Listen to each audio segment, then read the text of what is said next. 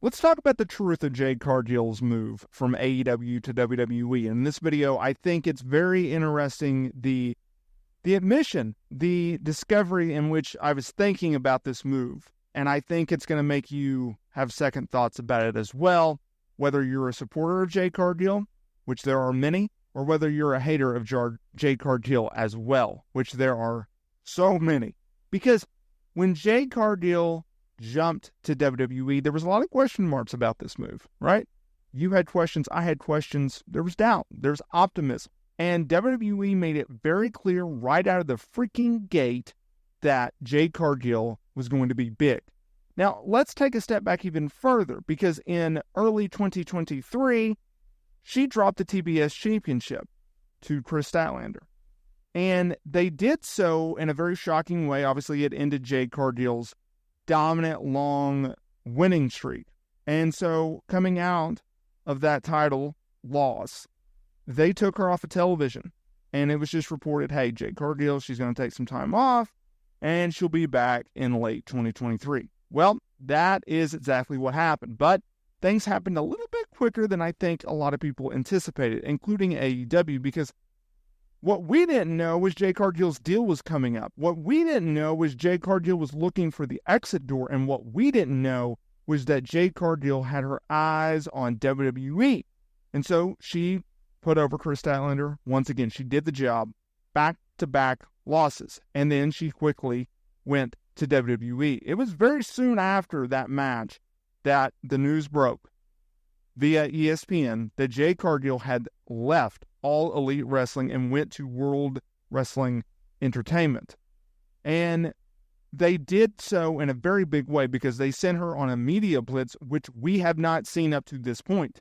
And I think going forward, they should do this in select signings. If it's a notable signing, say they got Okada, or they had Monet, or they had Ospreay, all of which they missed out to Tony Khan, I think you should do that with these signings. I think you should make it a big deal.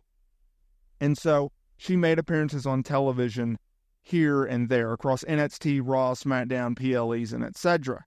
And it got us in a guessing game, even to the point where those in WWE didn't necessarily know what to expect. Would she go to NXT where she would learn the quote-unquote a WWE style? Would she get used to the way that WWE does things? Or would she go fast-track to the main roster on Raw and SmackDown? Well, we found out in 2024 because she showed up in the Women's Royal Rumble match, and she had a very dominant performance. Her entrance was amazing. What she did in the ring was calculated. Everything down to a T was just focused on, not only by WWE management, I'm sure Jade Cargill herself, as well as fans, whether you're supporters or haters. And so then, when she signed officially with SmackDown, they made her a bigger star because they brought her in and they paired her with Bianca Belair and Naomi to the point where they went on to defeat Damage Control's Kairi Sane and Asuka and Dakota Kai.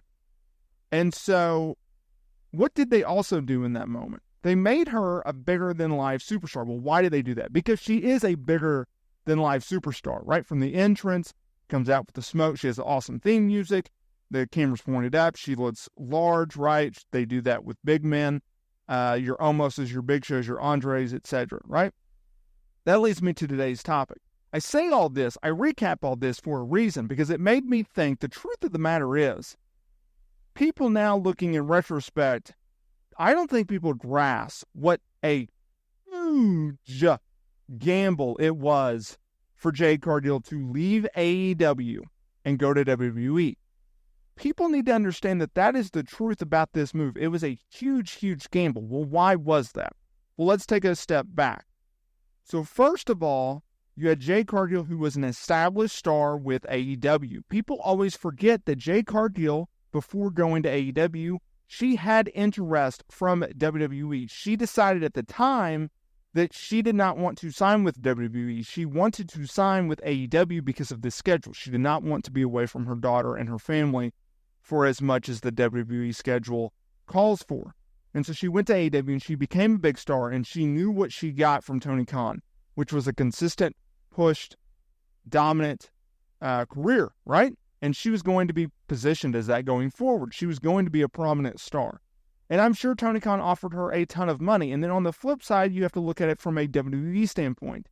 Not only did you have to deal with that looming element of a Vince McMahon potentially taking back creative from Triple H, you also had the initial problem, which was she didn't want to work the WWE schedule. Now, she has not necessarily come out and addressed the actual schedule aspect, but she has talked about how one of the reasons, the main reason that she signed with WWE was, let me just lay out the reasons. One, it's a bigger company. It's WWE. They're the number one wrestling promotion in the world, okay? She felt at a time where in women's wrestling, age is a huge factor in success, and she was getting older and older and older. And so if she was ever going to make the jump, now would be the jump. Number 3, she knew that AEW was still a startup company, and they are still trying to find their ways, okay? And then you have WWE that has been around for decades and decades and decades, who have an established market share, which they dominate by far. And they already have a machine. And as Steve Austin once said, you are a cog in the machine. When that cog is no longer useful, they take out that cog, they insert a new cog, and the machine keeps running. Jade Cargill knew that. And so by jumping from AEW to WWE, which, by the way, her timing could not have been any better considering the struggles in which AEW is undergoing, although they will get through it, I believe. WWE is also on fire, and so she saw a company that is going through some growing pains and going through some struggles, and then you have a bigger company that is on fire. Number 4, you also have the fact that she has acting aspirations. Well, although there have been some stars who have done acting in AEW, your MJFs, your Chris Jericho's, your Adam Copeland's, in WWE, they have seen past wrestlers go on to superstardom in acting, whether that be The Rock or Batista or John Cena, and on a smaller scale, your Steve Austins. And so you add in all of that. That is why she made the jump from AEW to WWE. But just don't look over the fact that that was a huge gamble for Jade Cargill, because not only did she leave comfort, not only did she go against something in which she initially didn't want to do, she's also taking time away, precious time you cannot get back from her daughter, who is her world, and you cannot buy that back. And that is a sacrifice that Jade Cargill is doing with hopes of making generational wealth in WWE and potentially acting as well.